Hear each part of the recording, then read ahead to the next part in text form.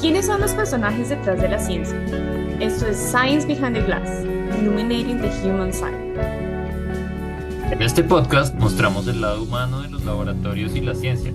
Científicos comparten experiencias personales y discutimos sus significados desde diferentes perspectivas y campos de investigación. Bienvenidos a Science Behind the Glass. Hoy tenemos una conversación sobre la convergencia entre el arte y la ciencia. Nuestro invitado de hoy, el doctor Alfredo Yáñez, es la viva representación de esta convergencia. Alfredo es investigador de la Facultad de Ciencias de la Universidad Autónoma de Baja California, en México. Ha trabajado con diferentes sistemas microbianos, desde microbialitos modernos hasta tapetes microbianos antárticos. Pero Alfredo no es solo un científico destacado. Otra de sus pasiones es la escritura, y ha publicado varios poemarios con textos llenos de evocaciones sobre la naturaleza y la magia de la selva maya. Hoy hablaremos de lo que significa vivir la belleza de la naturaleza desde lo profundo del alma, desde lo estético y desde lo teórico. Hola Alfredo, bienvenido. Gracias por acompañarnos hoy. Hola, hola, pues bueno, agradecido por la invitación, Dani, Linda, muchas gracias por la oportunidad de hablar. Siempre menciono como el hecho cuando tenemos chance de hablar de arte o de ciencia es un privilegio, ¿no?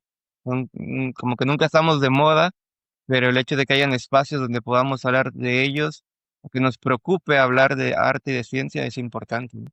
Claro, sí, justo esa es la idea del podcast, poderle dar un micrófono y altoparlante pues a este tipo de conversaciones, ¿cierto?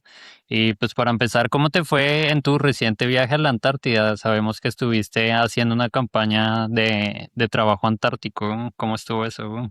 Y bueno, es parte de la primera campaña antártica mexicana que lo hizo la AMEA, la Agencia Mexicana de Estudios Antárticos, y pues tuvimos la oportunidad de participar, ¿no? Ahí un amigo Fonseca dejó una frase como de que nunca ocurre dos veces una primera vez, ¿no? Y entonces esa importancia de poder acercarse a la Antártica Em, yo lo que siempre les mencionaba a los compañeros durante el trabajo del día a día era que cada día que íbamos superaba al anterior, ¿no? Era un poco demasiada la belleza, la sensibilidad que nos causaba el territorio antártico. Y lo hablo solo desde la parte personal y la parte estética, digamos, de los escenarios, pero también del día a día de convivir con los otros colegas ucranianos donde pudimos participar.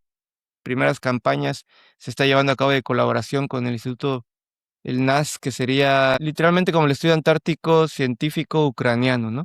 Entonces ellos nos bueno, han hecho una colaboración con México y nos recibieron como eso, como invitados, nos trataron muy bien, además a nivel personal también, son personas como un típicos más como mexicanos ahí en esta parte de las alegrías, o latinos, si lo ponemos en forma general, con todo alegría que tenemos como pueblo, y el hecho de poder juntar o hermandad también desde lo personal, pues hizo el trabajo profesional a una mayor escala, ¿no? El hecho de poder estar ahí conviviendo. ¿Y qué estabas haciendo en la Antártica? Nosotros vamos por un proyecto referente a los tapetes microbianos. Los tapetes microbianos se forman en la Antártica, o se trabaja sobre todo durante el verano antártico, que es cuando se lleva a cabo pues, muchos procesos de descongelamiento. Entonces, el estudio de los microorganismos en ese sentido nos ayuda a poder, digamos, relacionar también fenómenos que ocurren con lo que es el calentamiento global. Entonces, algo de lo que traemos, digamos, desde la Antártica es hablar un poco acerca de la cultura antártica, sobre todo en territorios que pareciera que no estamos relacionados, como podría ser México, pero pues ya sabemos que toda actividad en donde sea que estemos del planeta tendrá un impacto en los polos mismos que tenemos, ¿no? Entonces, nos enfocamos mucho a la parte de los microorganismos o el estudio de los microorganismos. Y bueno, empezando un poco o conectándolo con lo que decía Dani referente al arte. Me gusta mucho introducir que estudiamos a los microorganismos, o que me gusta mucho hablar de ellos, porque siento que es un concepto abstracto, ¿no? Es decir, aquí hay un microorganismo o millones de ellos, pero ¿cómo yo te puedo hablar y mostrarte algo que no puedes ver a simple vista, ¿no? Entonces, esa parte de conexión, pues bueno, algo de lo que me gusta mucho de poder hacer ejercicios o entablar diálogos como para dejar un poco claro que están siempre ahí y que, bueno, los primeros en aparecer y ligados prácticamente a todos los procesos que se lleva a cabo en la vida. Así es, qué chévere, Alfred. Y justamente en ese sentido, pues la Antártida es como un lugar así súper aesthetic, ¿no? Como dirían hoy en día.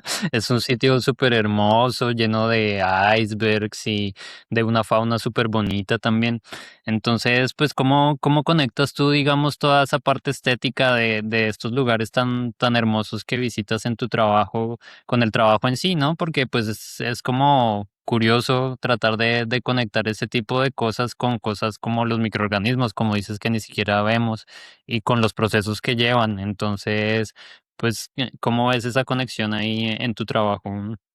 Y yo creo que justamente ahí le dices la clave como en el término de procesos, ¿no? Nosotros siempre hacemos como este ejercicio de respiremos, ¿no? ¿Y de dónde viene este oxígeno que respiramos, no? Y entonces como cuando estamos también con ciertos públicos ahí son los árboles, que los bosques y todo esto, ¿no? Entonces el hecho de poder llevarlos a que un proceso como la respiración o el oxígeno del cual estamos respirando provienen de microorganismos, es un poco hablar de esto, de las conexiones que tenemos, ¿no? Los olores que tenemos o que percibimos, generados también por diferentes procesos microbianos, ¿no? Que nos guían.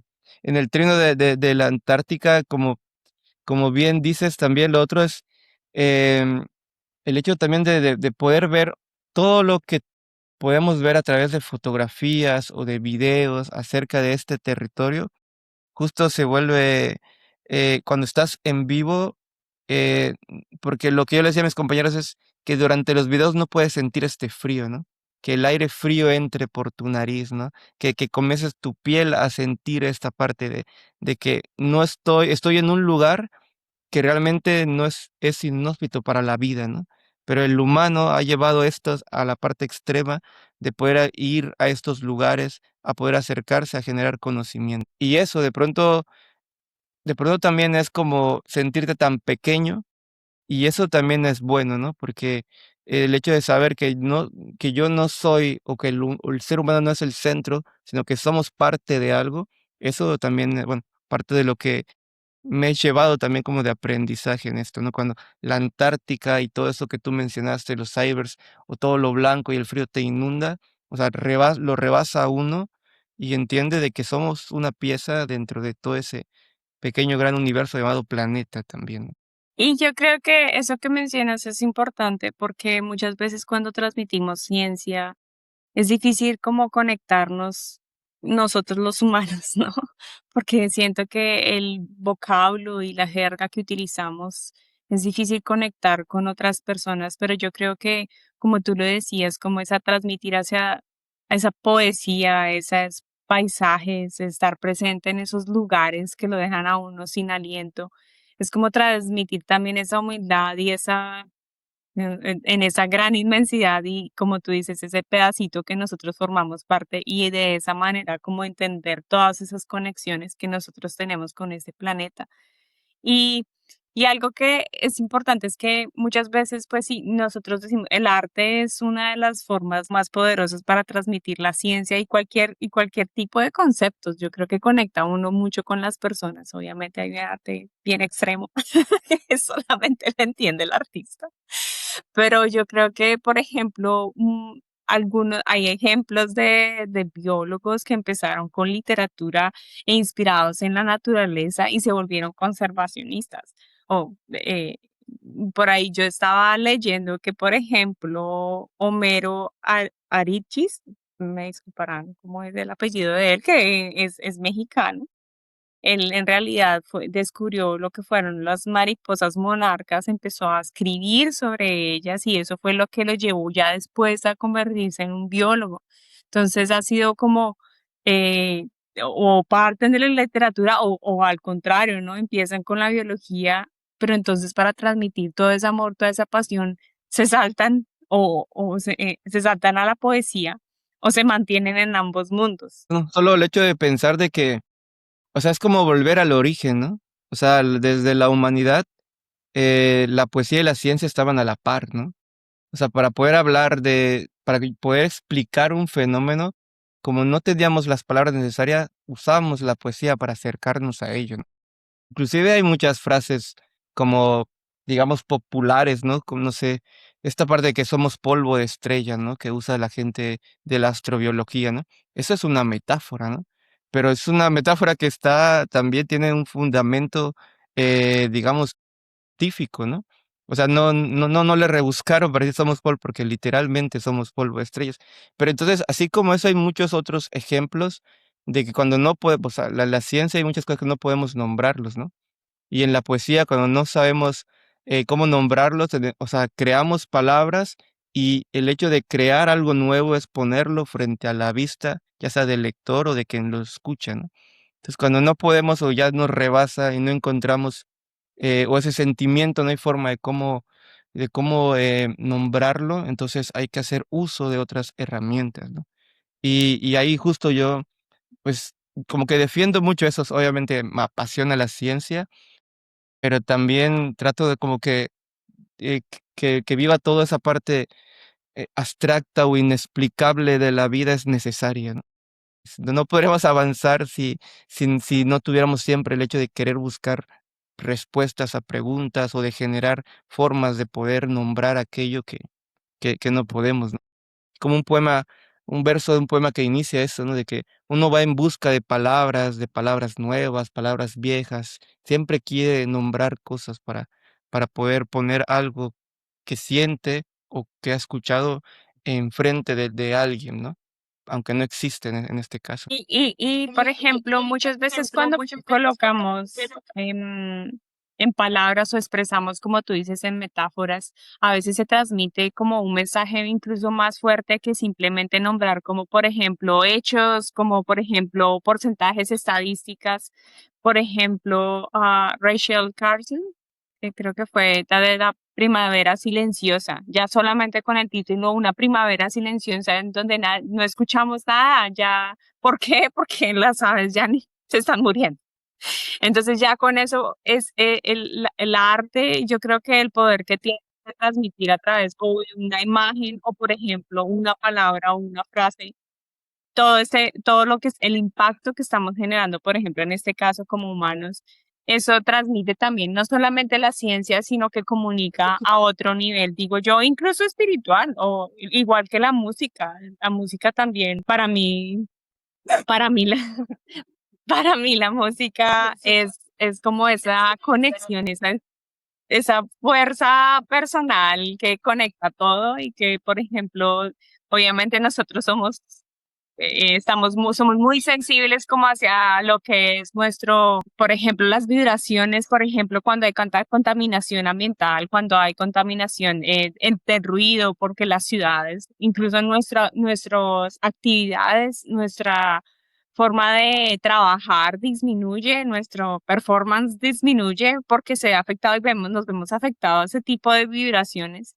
Entonces creo que el arte es la forma a través de la música, a través de la poesía, de las palabras que podemos conectar con otras personas.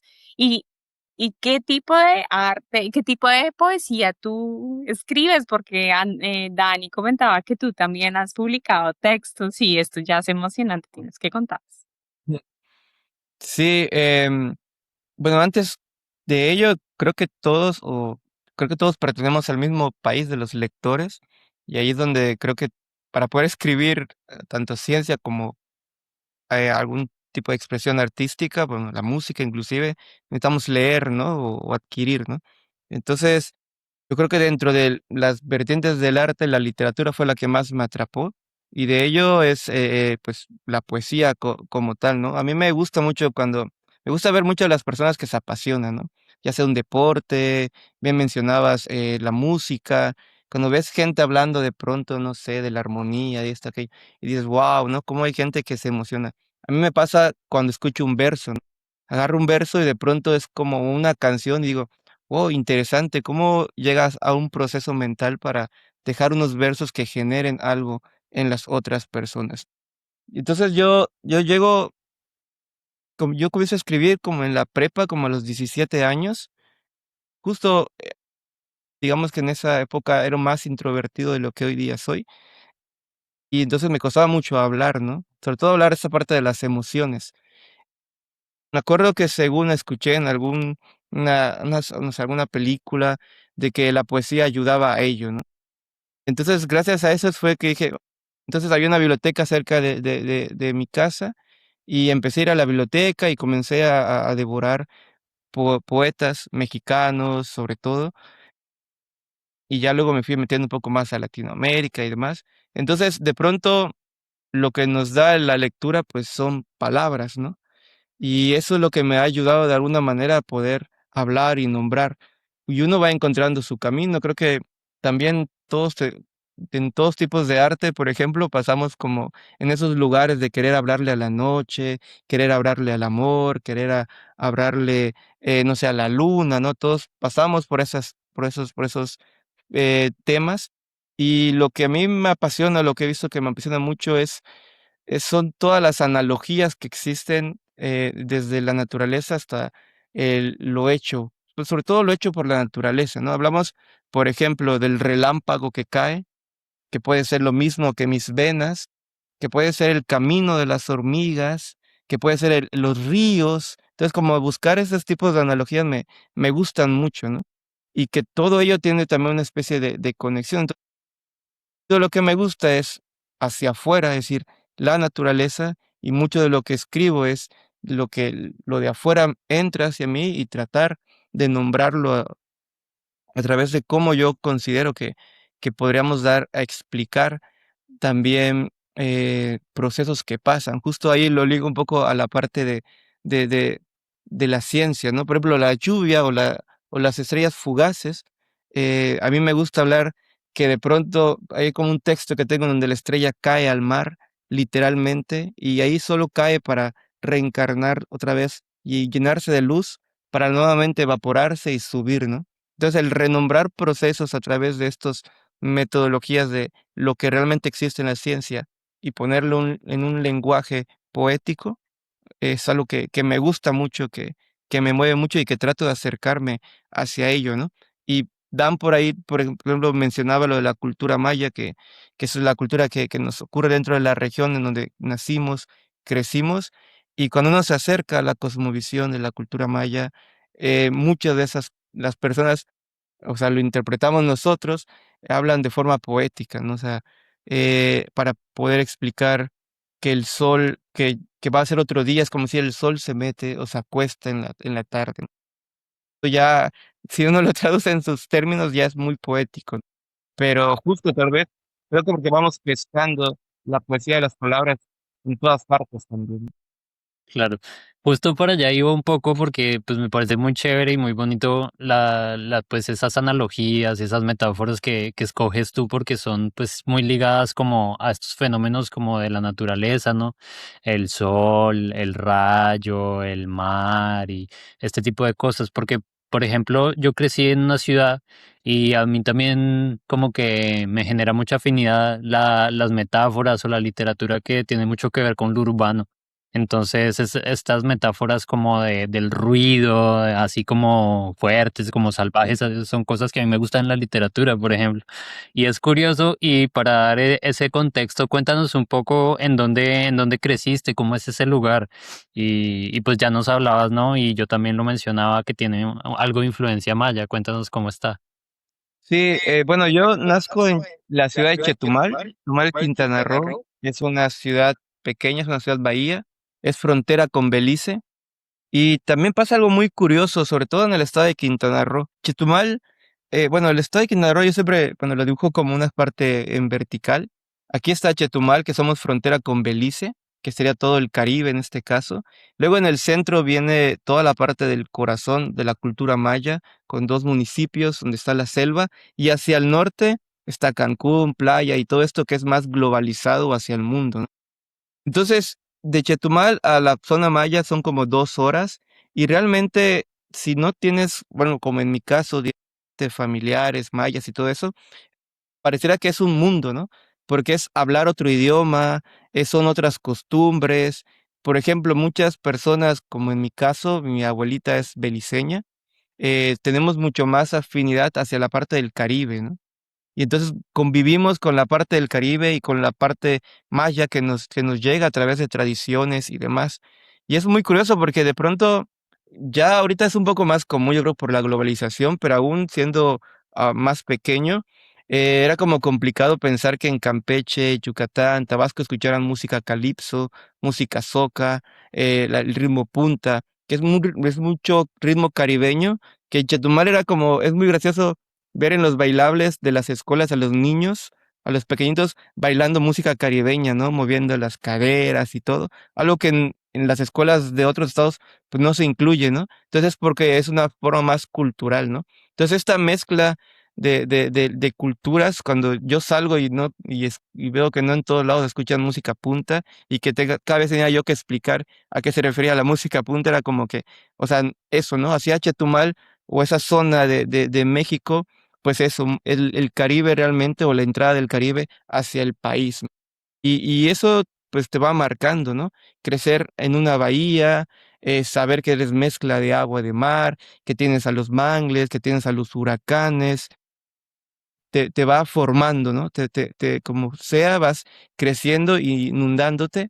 Y luego está toda la parte maya, ¿no? Que afortunadamente tengo muchos amigos de las comunidades mayas, o acercarse a las comunidades, ver el cómo viven, el enterarse de lo que llamamos cosmovisión desde la parte de estudios, pero es el diario vivir de las personas, y que ese diario vivir que la gente lo pone en letras que son tradiciones y todo, es tan vivo, o sea, que la abuelita te diga, hay unos textos de una compañera que estudia el ol es uno de los temas que más me apasiona, que sería como, como una parte occidental, o una expresión occidental, sería como el alma, ¿no? Pero el oles va un poco más como el estado de ánimo, ¿no? Entonces hay que cuidarlo mucho. Es que la abuelita te diga que no abras el refri después que vienes de jugar y todo, porque puedes herir el ol, ¿no? O dañarlo o perjudicarlo. Y entonces eso se traduce a lo mismo, de que vienes muy caliente, abres y hay un choque. Entonces, ese tipo de detalles que ocurren en el diario vivir y que ellos lo ven, no necesitan toda la explicación del frío y todo, sino traducirlo a través de su diario vivir, esas cosas a mí me maravillaban, ¿no? Cada vez que había muchos de esos detalles era como ir guardándolos, yo le llamo a la bolsita del corazón, ¿no? Porque en algún momento, pues es algo que, por ejemplo, esa imagen o ese recuerdo siempre lo uso porque lo siento tan mío también, que siempre lo llevo a todos lados como una forma muy sencilla, tal vez un poco lo que hacía Linda, ¿no? De que la poesía o volver al origen, como les decía, lo sencillo nos ayuda a acercar a las personas, ¿no? A poder hacernos más empáticos. Y si la ciencia tendremos las capacidades de poder hablar a la ciencia desde este mismo lenguaje, seguramente tendremos más éxito para que la ciencia, digamos, sea más en boca de todos y sea una forma más fácil de hablar de ellas, y que las historias trasciendan, o las teorías trascienden. O sea, ese libro llamado la Biblia, ¿no? Que se ha hecho en versículos, o sea, en versículos porque es una forma de llegar a las personas, de que se lo aprendan más fácil. Ahí están las palabras, ahí está el lenguaje, y cuando se usa, es importante aprenderlo a usar también para poder transferir, para poder aprender y para poder convivir y digamos, ir creando estas comunidades, ¿no? Sí. Dani, cuando estábamos estudiando juntos, él escribía poesía en la universidad. No quiere decir nada, pero él es un poeta buenísimo, incluso el profesor. Él estuvo en varios cursos de literatura y el profesor lo animaba mucho a que escribiera, pero pues él dejó de escribir. Yo por ahí lo he animado, pero Daniel también nos puede compartir un poquito de esa poesía que él escribió. Él es bastante dramático, él le encanta la literatura dramática.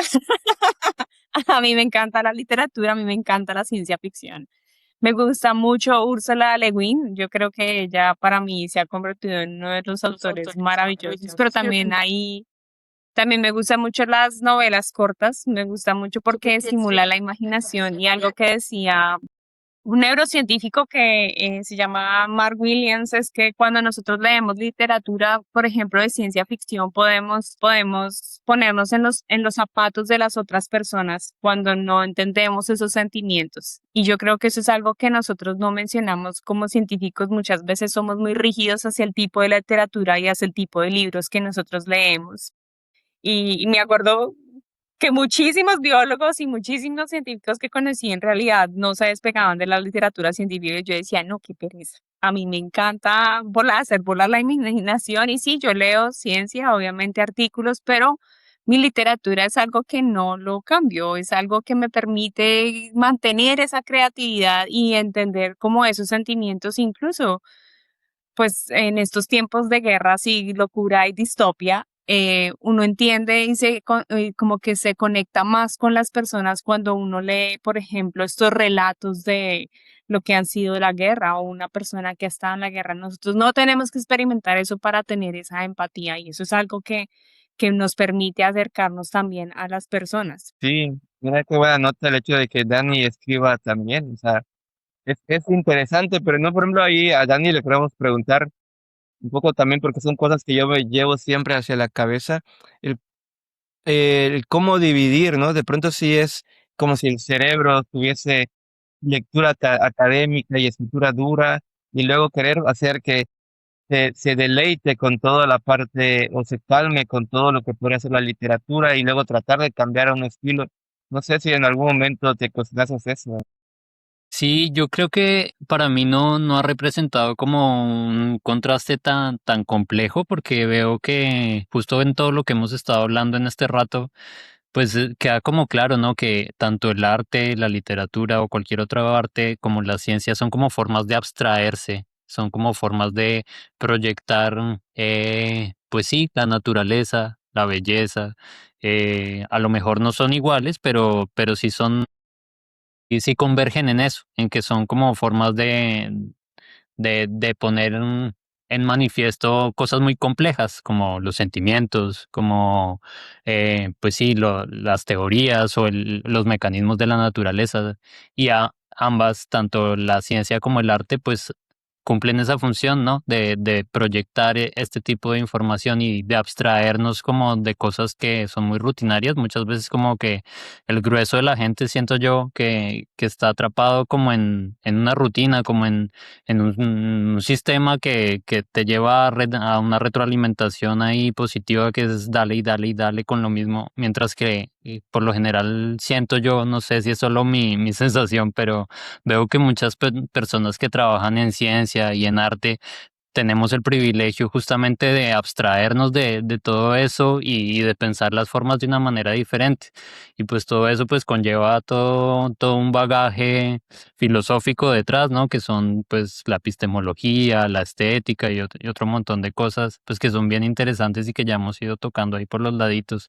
Entonces creo que desde ese sentido pues yo he podido escribir como desde ese mismo lugar, ¿no?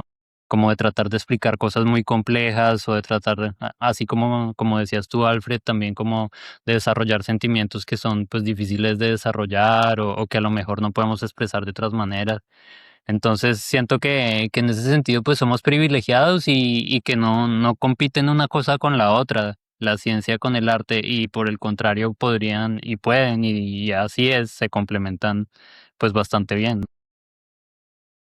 Por ejemplo, en ese sentido, en algún punto cuando tenía que elegir sobre una cosa u otra, es decir, porque si quería realmente estudiar como filosofía y letras, pero luego entendía como que, o sea, al final creo que la escritura, como yo la interpreto, sí se me da como oficio, ¿no? Desde el oficio, como cualquier otro, hay que estar ahí y estar ahí y estar ahí. Y es como después de trabajar, me puedo ir a mi pequeño taller y hacer el oficio que me gusta, ¿no? Entonces, también veo, o hoy día me siento más tranquilo porque sé que puedo trabajar y que el trabajo me va a dar para poder hacer cosas en mi oficio, ¿no?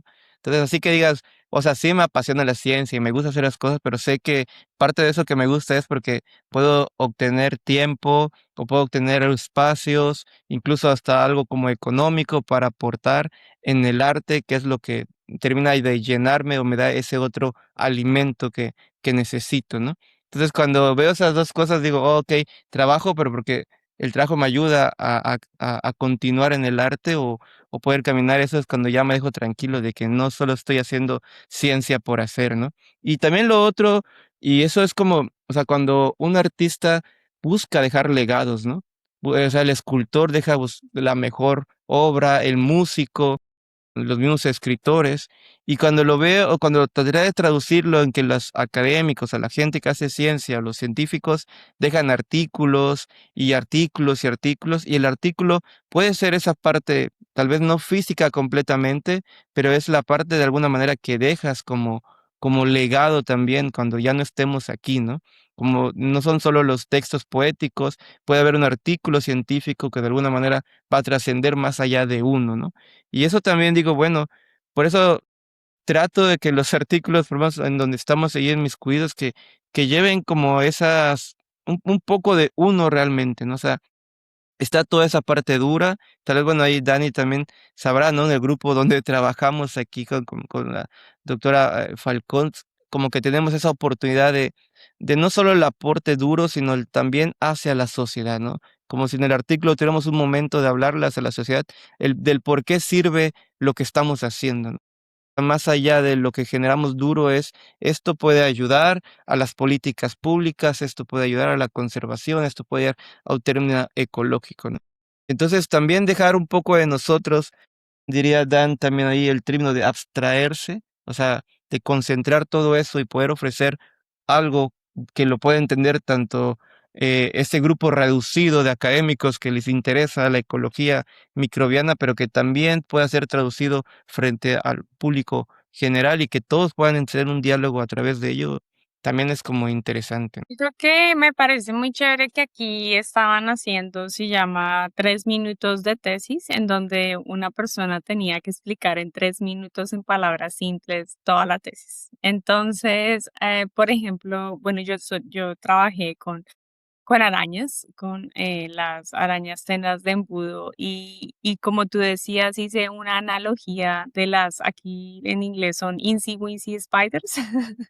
Entonces la idea es que es un cuento de niños y la gente reconoce este tipo de arañas por el cuento de niños. Entonces la idea era contarles, pero más enfocarlo hacia lo que yo estaba haciendo en palabras simples, en un cuento para niños. Pero entonces algo que es muy importante que mi directora Tasmin siempre me dijo es como si un niño de 10 años lo puede entender, entonces está bien.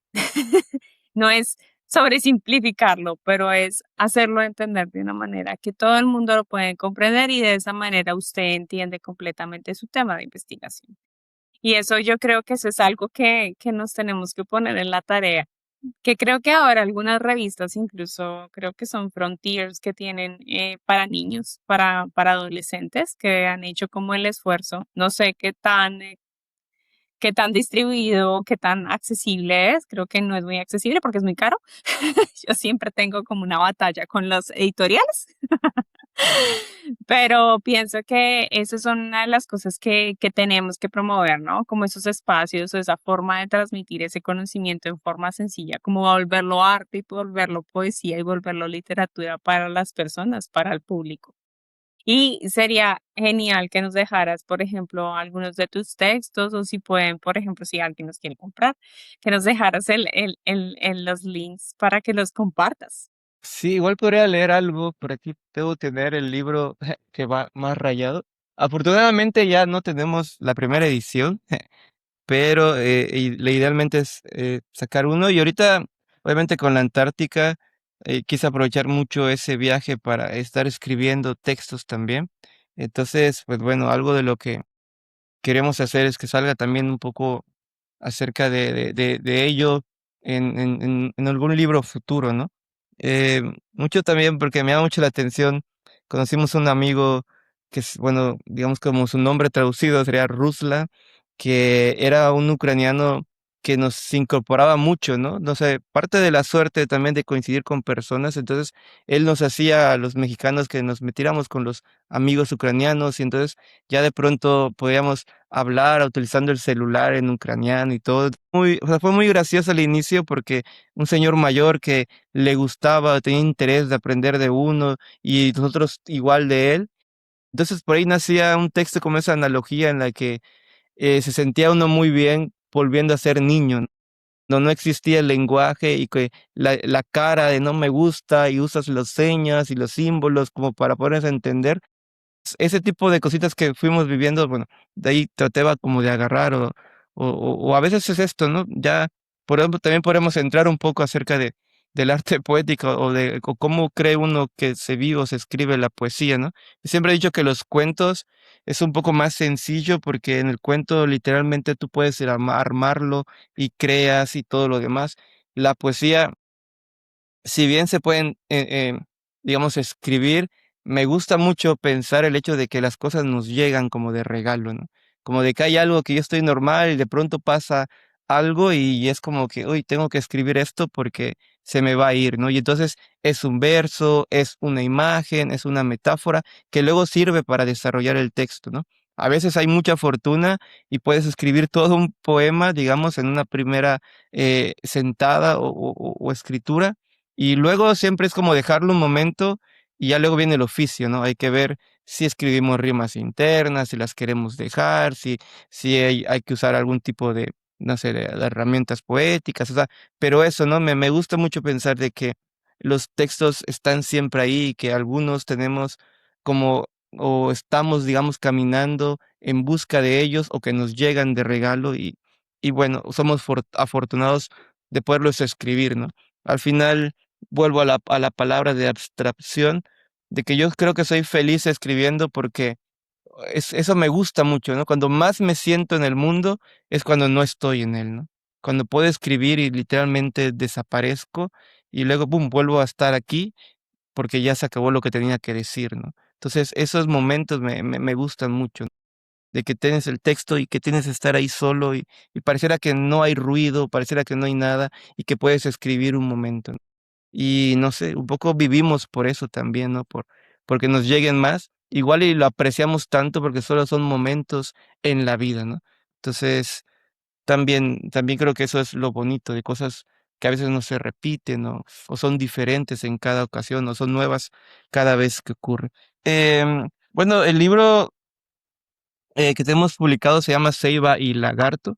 Tiene una obra muy bonita de una artista de Mérida. Eh, Lonte se llama la compañera. Y Ceiba y Lagarto también es un libro, bueno, que lo escribí un poco más juvenil y involucrado un poco en una historia media shakespeariana, ¿no? Un hombre, una mujer que se conocen, que pasan por diferentes aventuras para poder como en Shakespeare siempre la gente se moría, o como cuando escribía los primeros cuentos siempre se me morían los personajes, digamos, de los protagonistas, traté de, un poco con la parte maya o ya inundado con todo esto, pues la muerte más bien es una transformación, ¿no?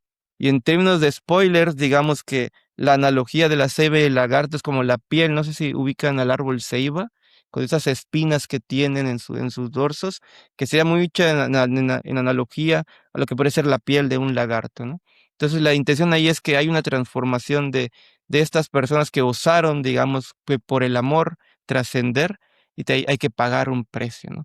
Entonces, y ese precio es esta parte de la trascendencia, ¿no? Entonces, bueno, por ahí va un poco el mundo que traté de crear en ellos y también está basado, al ser una historia, en las leyendas, ¿no? Las leyendas son estas historias que existen en nuestros pueblos, que muchas de ellas no están escritas. Las leyendas existen porque se transmiten de generación en generación y están ahí justamente porque, pues, las personas son formas también de educar, como esto no sé, no salgas de noche porque está la llorona, o los guaychivos te pueden atrapar. O sea, sirve para eso, para educar también, pero también son solo de aprendizaje o solo para contar historias. Entonces traté de que el texto tuviese ese tipo de historia, ¿no? De contar algo. Y bueno, igual les leo el inicio y el final, que podrían ser dos formas de tal vez dejarles un poco las ganas de querer tener el libro, ¿no? Bien, uno de los textos que se llama El polvo cubre con silencio las historias. Dice, las leyendas no mueren, se respiran en la selva, viajan en las azulosas voces y tiemblan en todo lo líquido de las almas. Nadie ha descifrado las constelaciones en las manchas del jaguar, ni la danza en las huellas del cazador y la presa. Los sapos cantan a las estrellas y los abuelos entre arrugas guardan su brillo. El polvo cubre con silencio las historias no contadas. La ceiba y el lagarto se tejerán los ojos y dormirán en nuevos oídos. Ven, acércate, deja abierta la puerta, que en esta breve intimidad es un nuevo comienzo. Si me permiten, uno de los últimos poemas se dice, las leyendas no mueren. Las leyendas no mueren. Muere la gente que las cuenta. Muere la noche antes de la luz. Muere el maíz cuando no es su tiempo.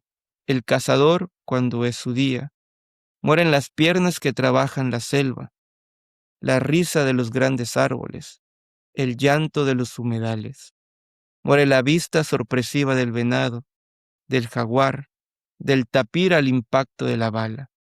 Solo sus huellas nos dicen que aún están ahí. Muere la piedra descubierta por las manos blancas, la lengua en busca de la libertad. Pero no muere la raíz. A pesar de que los niños se alejan, no muere la raíz cuando está unido el corazón de la tierra. Muchas Ah, gracias está por muy chévere. permitirme. Creo que ha antojado toda la audiencia. Sí, compártenos el link para que las personas puedan o comprar el libro o acceder. Me parece muy, muy bonito. Y también me gusta mucho es que tú mantienes una neutralidad, das tu punto de vista, pero a la vez como que sin sesgar. Eso me gusta un montón. Gracias. Sí, Sí, bueno, está muy bien. sí, bueno, por parte de lo que vivimos y lo bonito, de alguna manera estamos aquí reunidos, le digo siempre, un profesor diría, a los amigos los ves, a los verdaderos amigos, ¿no? Cuando estás en la cárcel, cuando estás enfermo y cuando estás en las presentaciones de libros, ¿no? Siempre hay pocas personas siempre, pero son esas las que están ahí, ¿no? Y me gusta mucho pensar también de que hay muchas personas lectoras en ese país, de los lectores a los cuales, pues eso podemos hablar de tipo de literatura, que al final es algo que es que el arte que nos mueve, como la ciencia que nos mueve, ¿no?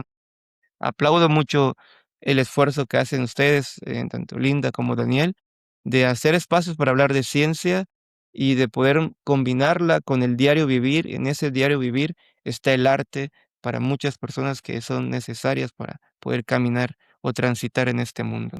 No, Sí, gracias a ti, la verdad que Alfredo. ha sido un placer. Eh, nosotros tenemos como dos podcasts que son bastante diferentes a los que normalmente hicimos y son narraciones. Fue idea también de Daniel y una es con Nick, quien estuvo como reservista militar, pero se volvió, después de estar en la milicia, se volvió biólogo, zoólogo. Y es esa parte, es muy bonita porque es una narración contando un poco como donde él estaba y fragmentos de lo que él cuenta. Entonces es otra forma de narrar que también lleva mucho tiempo, por eso no lo hemos vuelto a hacer.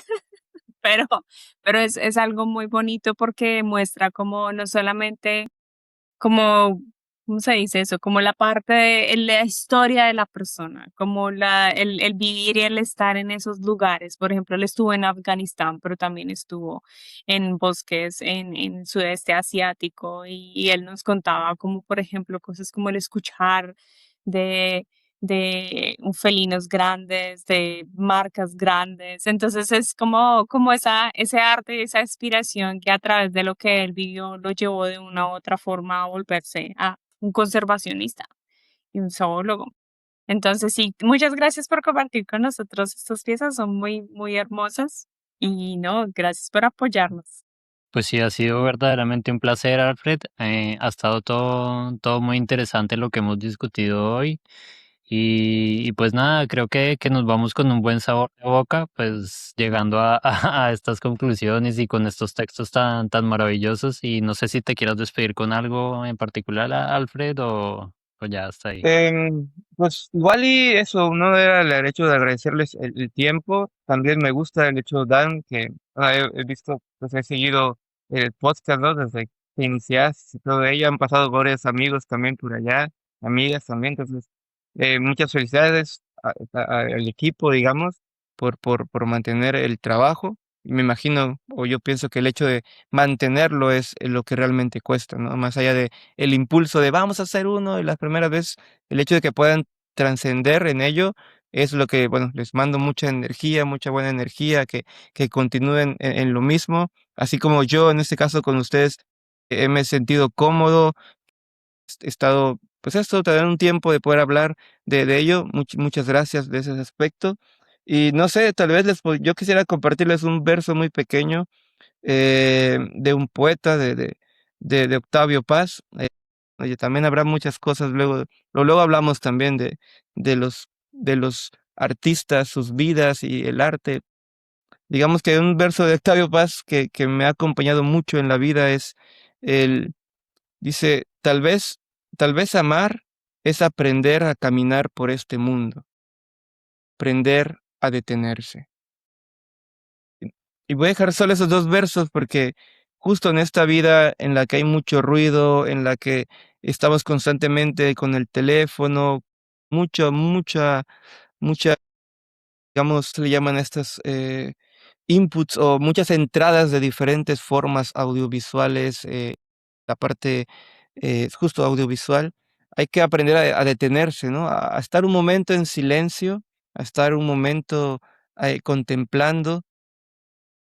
Yo aún me cuesta mucho, estamos en busca de ello, de tenernos un momento de ver cómo está el mundo, de ahí linda algunas de las situaciones que ocurren a nivel mundial y que vale la pena el hecho de detenerse a saber qué está ocurriendo, que no somos nosotros completamente, sino estamos conectados siempre con las demás personas.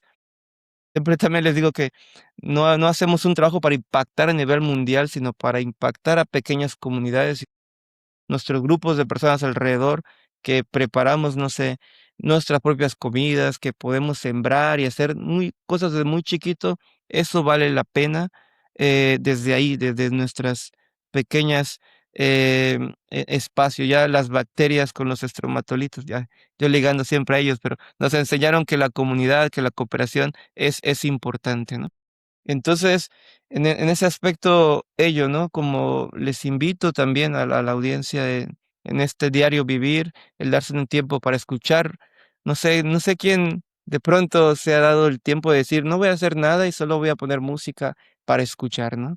O voy a estar en el patio a ver qué ruidos escucho, ¿no? O leer y todo eso. Entonces, eso, como volver a los orígenes, reconectarnos.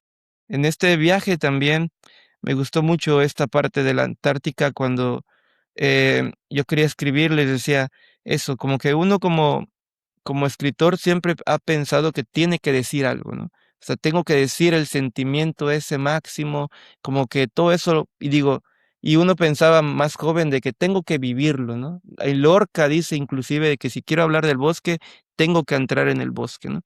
Pero cuando uno avanza y digamos que va teniendo ciertas madurez, cuando uno quiere buscar las palabras, cuando quiere rebuscar una palabra, cuando quiere rescatar palabras olvidadas y todo eso y ponerlo en un verso, cuando uno está demasiado inundado de belleza y de amor y de las sensaciones, como el caso de lo que fue Antártica, uno se queda en silencio.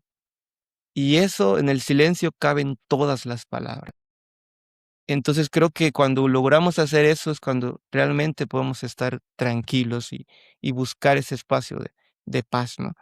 Y eso, bueno, es un poco acerca de ello, ¿no? Igual si me dejan hablando voy a meterme una media hora más acerca de esta parte, pero es agradecido con ustedes. Muchas gracias por la oportunidad. Maravilloso. Muchas gracias por esas palabras y compartir esto con nosotros. Y ha sido un placer tenerte aquí.